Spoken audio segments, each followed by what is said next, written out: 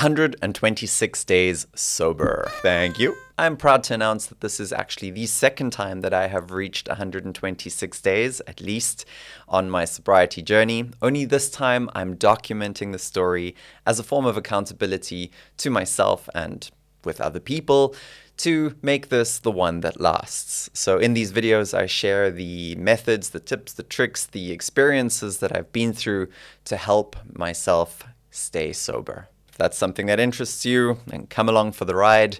This is my adventure to a better life. In this video, I'm going to be talking about a challenge that I put myself through in the second month of being sober, which was absolutely key in the process to regaining that confidence in myself that I can do this, to feel like, yes, I want this. And of course, like I've mentioned in other videos, how to get back that identity, like I'm the kind of person who wants a different life. So what is the challenge that I'm talking about? Well, I've derived it from a different channel. We can talk about that later, but the challenge is called Spartan Mode. Let's start off with the reason of why did I think a challenge over and above the challenge of quitting drinking was necessary? Well, it's simply this, that when you quit, it gets difficult at some point. The challenge just becomes very real and you start waiting for better days. You start waiting to see the results. You start waiting for that relief of when will this become easier? And the truth is that the first week of quitting is very hard. Then it gets easier. Then you kind of get into the swing of it. Like, I've got this. And then a month or two later, you have this big dip of like, okay, this is actually still hard. This is that voice in my head is getting louder again. The bargaining of maybe this is okay, maybe that's okay. And you just, silence, stay quiet in my head. So as you enter that sort of second month, you can go through an intense dip. So things are going to be hard again. And if they're going to be hard anyway, then why not commit to that hard and make things hard on purpose? And that is exactly what this challenge that I did was all about. The challenge is called Spartan Mode. As you can hear, as the name suggests, this is not an easy thing to do. In essence, it's basically a hardcore dopamine detox where you cut out all the junk dopamine, all the little fixes that you can get in your life. You just cut them out entirely and focus on discipline for a month. Now, that is harder than quitting alcohol. And while you're engaged in this challenge, the quitting alcohol just absolutely falls away. It's not the thing that you focus on. As I said in the previous video, I needed to stop making these videos for that time because I didn't want to be talking about this. I didn't want to be focusing on this. I wanted to be focusing on that. And I couldn't document the process on top of doing the process. It all was just too much. And it would have led me to a place where the thought of relapsing or the nagging voice would just get louder again. And that's exactly the thing I wanted to avoid. I wanted to get those voices gone. I wanted to be focusing on something else. So very simple. Your life's going to be hard anyway. Might as well commit to it and make it harder, but in a healthy way. So that's what I did. And honestly, the results after a month of doing that were really fantastic for two things. One, getting yourself healthy, physically healthy. And two, my focus at work was absolutely, definitely improved. This here was my habit tracker throughout the challenge. And let me just read out the main things that I was tracking throughout that month. Number one, I counted my calories every single day. This was something that was important to me because my food was kind of going up and down and all over the show since I quit. That is something that happens to a lot of people. When you don't have that escape to alcohol, even if it's just a single beer in a day, the next day when you don't have that beer, you kind of go, oh, what about a chocolate now? And I felt myself slipping into that, finding little replacements in bad food habits. So for those 30 days, I counted my calories. I had a food plan to go with that. And I'm proud to say I didn't miss a single day in 30 days, which means that by the end of it, I had a very clear idea of what I'm eating, even beyond the challenge. I'm still eating better than I did before because I have a clear idea of what foods, how many calories, and I can hit my targets without actually going to consult the books and the internet for like, how many calories is this? Well, no, I know my food plan. It's set. 30 days is what it took. And that was really, really helpful to keep me staying lean and not putting on that excess jiggle that we know we can get from drinking alcohol, or the replacements that when alcohol is gone, we start consuming. Number 2 was gym, or at least a good workout. Once again, very proud to admit that I did not miss a single day in 30 days. The only day that I took it a little bit easier was on a Sunday. That's when I focused on things like mobility and stretching. But every other day, I focused on some kind of workout routine. 30 days in a row. The next little habit is something that I often forget to do, and that's drink enough water.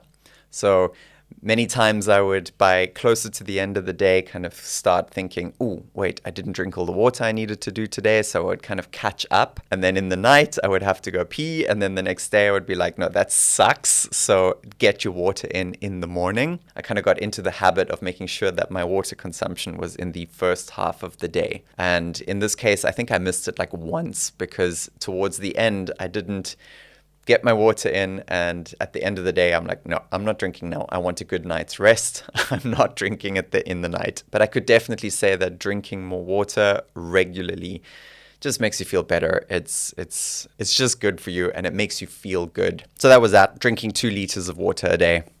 Good stuff. The next one, this was a big one. 0 social media for 30 days. Yeah. For me, that meant no YouTube. It meant no going onto YouTube and just spending time kind of like looking for something cool to watch. 0. None of that. For the first few days, you kind of miss it. And then after a while, it's like, wait, I feel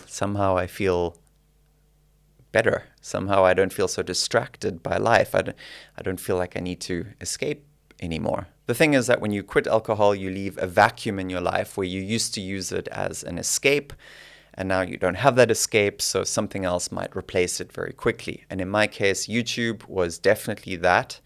And since the introduction of shorts on YouTube, it's just way too easy to get lost in that. So it was very important for me to cut that out entirely.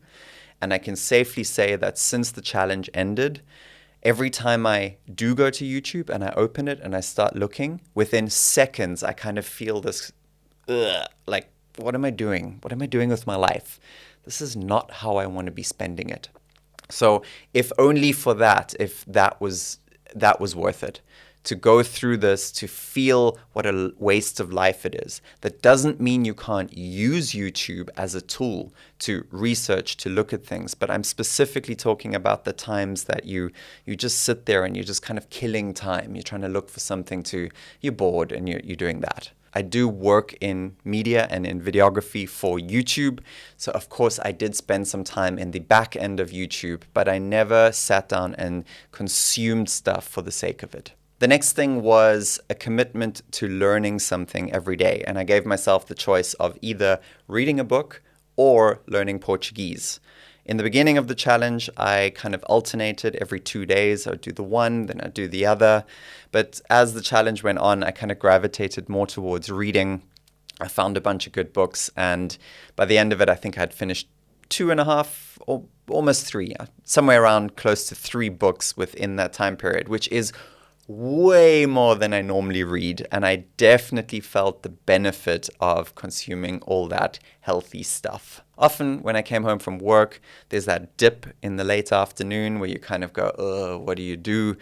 And that was where the YouTube used to come in. And in this case, then instead, I would just lie back on my bed with my eyes closed and listen to a book on Audible. Much healthier for my brain. The next thing that I tracked was deep focus sessions at work. This is 90 minutes of uninterrupted work where nobody's allowed to bother me. I'm not allowed to be distracted. I basically can only work on the thing that I plan to work on for 90 minutes or nothing else. So I got myself a little work journal where I would say the highest priority for the next 90 minutes is X. Then I would set an alarm clock, do 90 minutes, and then afterwards I would make a little assessment of how well did I do in that 90 minutes. I committed to doing this 3 times a day. And the amount of work that I got done in this month was astounding, the amount of focus that I had. And it was a self-propelling machine that the more I saw how I work well, the more I wanted to work well, the more that I did. And that was really, really, really awesome to see. Truth be told, I kind of slipped on that again since I did the challenge, but this is something that I will reintroduce every 2 or 3 months. It's like a reset on getting deep focus at work. So really powerful stuff, and I can only suggest it if you have focus problems at work or if you are easily distracted. The F90 Focus 90 protocol, which I can link to below. It's also from a different channel that I work on. It's a protocol from that, and yeah, it's amazing. There's a full free video that you can learn all about it. Yeah, I did 3 of those a day, and boom. 2 more habits to mention. I was tracking my night writing, which is basically journaling how my day went in the night, the last thing I did before going to sleep. This was a way to not have my phone be the last thing that I look at before going to bed. It's basically get that blue light away, get into bed, maybe have some candlelight or some low dim lights, and then just think about my day. What did I learn today? How do I feel about today? What is my experience? What am I grateful for? What lessons were there? Again, this was a very powerful tool to deepen my introspection of the experience itself. Interestingly enough, I didn't write about or think about alcohol once throughout this month. It was all about the things I was learning and the things I was engaging with, both in my exercise routine, in my work, in the books that I was reading. No time was wasted on YouTube and junk that I would just consume and then forget what I watched. This was all deliberate, intended, like plugging into good, healthy habits. And having that writing session at night really amplified the lessons for me. So I normally journal in the mornings. I still do that to this day. I usually journal before I come into the office. And I did it for a month at night, and it was a really good experience to have something different. I still do prefer the morning journaling, but the conclusion was that night journaling and morning journaling are not the same thing. They work in 2 different ways. One is more of a prep for the day and a check-in with yourself, and the other is a reflection of your day and taking stock and lessons. Good practice, and it definitely changed my ability to do journaling in different ways, right? It's not just the same method over and over again. It was like, oh, I have this method and that method. I can do emotional journaling, I can do planning journaling, I can do problem solving, or I can do reflection of the day and making lessons more sticky to myself. And the last thing that I tracked and I did for 30 days was go to sleep at 10 p.m. Whew, that was a tough one. Yeah, 10 p.m., especially in summertime in Europe, the sun's still up. I had to close the shutters. Otherwise, it's like, yeah, it was still bright outside. This was really difficult. But I pushed myself through it, especially with that night journaling. It kind of slowed me down. And also with exercising every day and focusing so much at work every day and reading, I was tired enough to fall asleep pretty easily. And within a few days of that, the cycle was in. And yeah, I got used to it. It also helped me wake up in the mornings. I was waking up at 6 a.m. without a problem, getting out of bed, going off to exercise. And it wasn't like a big drag, which honestly, since I've stopped the challenge, it has become again. We're going into winter now. And it's like, oh, I don't want to get out of bed. But when you make sure that you're going to sleep by 10 p.m., suddenly it's not so difficult anymore. So that was going to bed early and ensuring that I have a good, healthy 7.5 at least to 8 hours of sleep every night. So again, that was my whiteboard tracker, and you can see there's very few red dots and a couple of blue dots. Blue dots meant I had to find some alternative because my plans were thrown, but I still did the work, just in a different way. Red dots, there's about 1, 2, 3, 9, 10 red dots across the month, across all those disciplines of something that I just missed because either I couldn't do it, or I chose not to, or whatever, something happened. I don't think I need to say a hell of a lot more. I've explained already why I did it. The benefits of doing this were just too many to name. Coming out of the challenge, I did have to take like a little bit of a slowdown period again because it was just so like, let's go. And I know that if I had kept that up, I probably would have burnt out at some point. Also, Doing that left me with a very, very different experience of life afterwards, especially going into more deeper introspective exercises. That's a story for another time. I did some new shadow work exercises, which have also helped.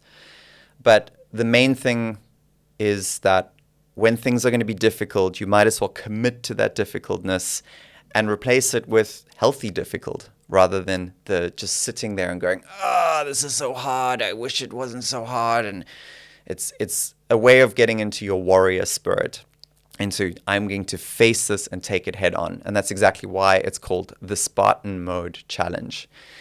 This challenge has been taken from a different community. Quit by Healing is actually all about quitting porn. It is a company that I make content for. I'm the editor there. And I also work in the community forum to help guys with accountability of this addiction. Like with alcohol, it is an addiction that is caused by escaping life, by not facing the challenge of life. And if that's something that affects you too, if you feel like porn has become a problem, sometimes it's a replacement habit to alcohol. Sometimes, like in my case, porn, alcohol, and sex and the shame of these things was all kind of muddled up in the same thing from earlier days in my life. My point is, if you have problems with porn addiction or you feel like you might, you can check out the Quit by Healing channel where I work with Shane to make that content. And Spartan Mode was a protocol designed by Shane, the founder of Quit by Healing, as an exercise or as a challenge to help get through the addiction in a hard, fast way. Interested? You want to see the full protocol with all the details, you can check it out. But I think I've given you a good insight into what's most important. Focus, exercise, good sleep, cut out all the junk dopamine, and you're good to go. So that's worth doing, especially if you're in that second or third month and you're kind of feeling the pressure of alcohol. That's the time to do it. That's all from me. I'm very happy to have done that, and I have lots more stories to share from what's happened since I did that challenge, including the shadow work exercises, but that's for another video. Thanks for coming along for the ride. Hello to the new subscribers. Thanks for being here. Thank you to those that are always sharing your stories. I really appreciate it. It's really helpful to me and the community that is starting to form around these videos. So thanks for being here, and I will see you in the next one.